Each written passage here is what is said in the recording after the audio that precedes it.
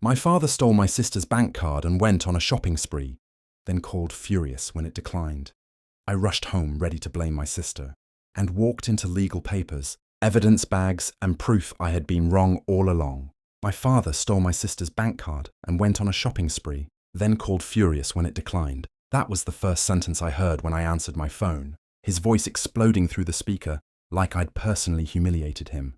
He was shouting about embarrassment, about how the cashier had looked at him, about how my sister had cut him off to make a point. In the background, I could hear the sharp beep of a card reader and murmurs from impatient customers. I didn't question him. I didn't question her. I just grabbed my keys and drove home, already rehearsing the lecture I would give my sister about respect, about family, about not freezing accounts without warning.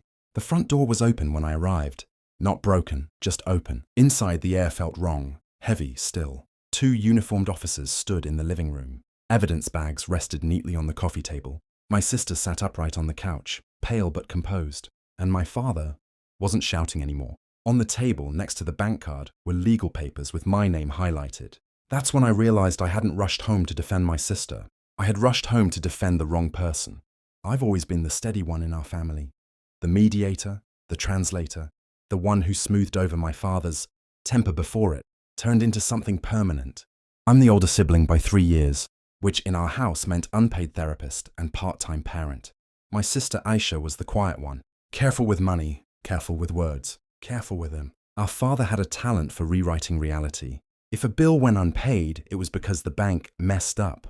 If money disappeared, it was because someone miscalculated. If he raised his voice, it was because we had pushed him to it. I learned early that peace was cheaper than confrontation, so I became useful. I handled paperwork. I explained online banking. I set up passwords he would immediately forget and blame on us. When he said he needed temporary access to Aisha's card for household expenses, I didn't question it. I even convinced her to hand it over once, telling her he was still our father. Looking back, I can see the pattern, the small withdrawals, the subtle guilt, the way he'd praise me for being reasonable while calling her dramatic. I thought I was protecting the family. I didn't realize I was protecting the problem. The signs had been there long before the card declined. It started with small comments at dinner. My father would glance at Aisha and say almost casually, "You're too sensitive about money." His fork would scrape against the plate in slow, deliberate strokes. It's just numbers on a screen. If she hesitated before handing him her wallet, he'd sigh, not loudly, just enough to be heard. A performance of disappointment. When packages began arriving at the house, designer bags, new watches, electronics we didn't need, he'd leave them in the hallway like trophies. If I raised an eyebrow, he'd smirk. "Investments," he'd say. "You wouldn't understand yet." At family gatherings, he'd joke about how Aisha guarded her pennies, while he knew how to enjoy life. Relatives would chuckle politely. She would stare at her tea, fingers tight around the cup. I noticed the way he'd lower his voice when discussing finances, forcing us to lean in. Control disguised as conversation. Once I saw her checking her banking app, her face draining of color for half a second before she masked it. When I asked if everything was fine, she nodded too quickly. "Just a processing delay," she said. And I believed her, because believing her meant I didn't have to look at him differently. The pivotal moment wasn't the declined transaction. It was the document with my name on it. One of the officers handed me a copy, while my father sat stiffly in the dining chair, eyes fixed on the floor. The paper wasn't about Aisha's account alone. It detailed multiple unauthorized transfers. Small at first, then larger, routed through a secondary account. An account opened in my name. I felt the room tilt, not from shock, but from clarity. My signature had been forged. My identification had been used. The help I'd given him setting up online banking months ago had provided every detail he needed.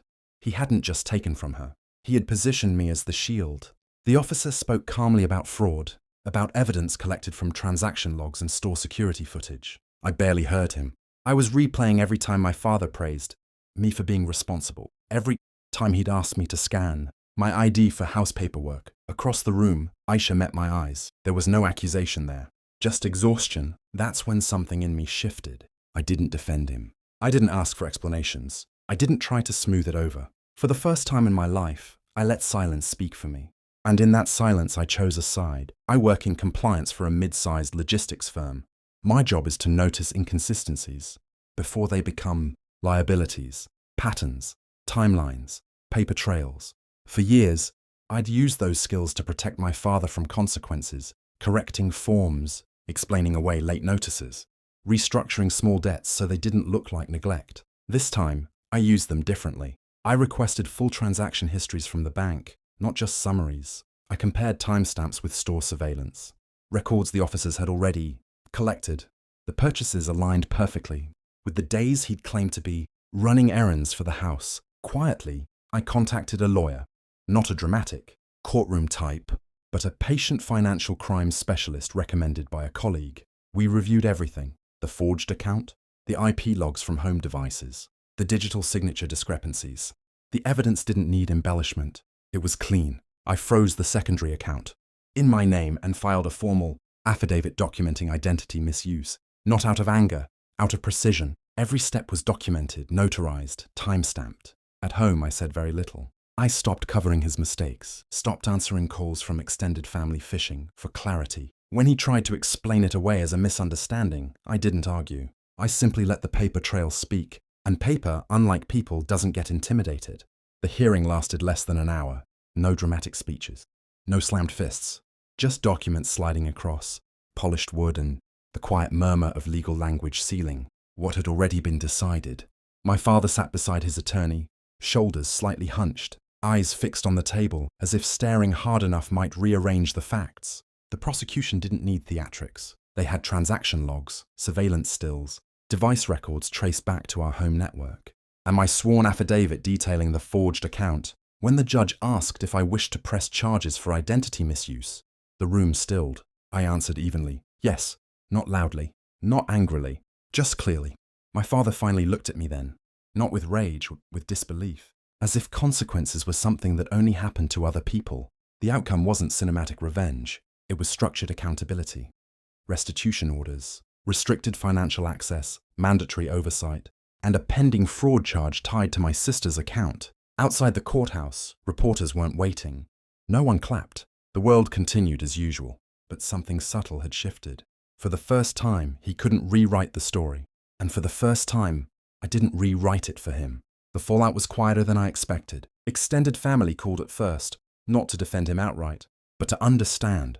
Their voices carried that careful tone people use when they already suspect the truth but hope it's smaller than it is. When they realized there were official records, court dates, signed statements, the calls slowed. Sympathy became distance. Reputation shifts don't explode. They erode. My father's friends stopped dropping by. Invitations stopped coming. At family gatherings, his name became a lowered voice and a quick subject change. No one wanted proximity to documented fraud. At home, the silence felt different. Not tense, relieved. Aisha moved through the house without checking her banking app every hour. She slept with her door unlocked again. As for me, I lost something too. The illusion that loyalty means protection at any cost. For years, I'd built my identity around being the responsible one, the fixer, the peacemaker. But fixing someone else's damage had quietly been damaging me. Why should anyone care about a family dispute over money? Because it was never just about money. It was about what happens when trust is treated like a resource, something to spend until it runs out, and what it costs to finally stop funding someone else's deception. In the months that followed, life didn't transform overnight. There was no dramatic reconciliation, no sudden apology that stitched everything back together. What changed was smaller and stronger. I moved into my own apartment across town, not out of anger, but intention. A space where my name existed only on documents I had signed myself, where passwords belonged to me, where silence meant peace, not tension waiting to erupt. Aisha started rebuilding her savings with a steadiness I recognized. We speak more honestly now, not just about what happened, but about all the smaller moments we ignored before it happened.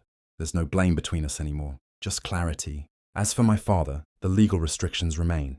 Supervised accounts, limited access, consequences that can't be charmed away. I don't monitor them. I don't need to. Accountability is no longer my job to enforce. It's built into the system now. I used to believe strength meant absorbing impact without flinching. Now I understand. It means stepping out of the blast radius entirely. He thought he could spend our trust like it was endless credit. What he didn't realize is that once declined, it never reactivates.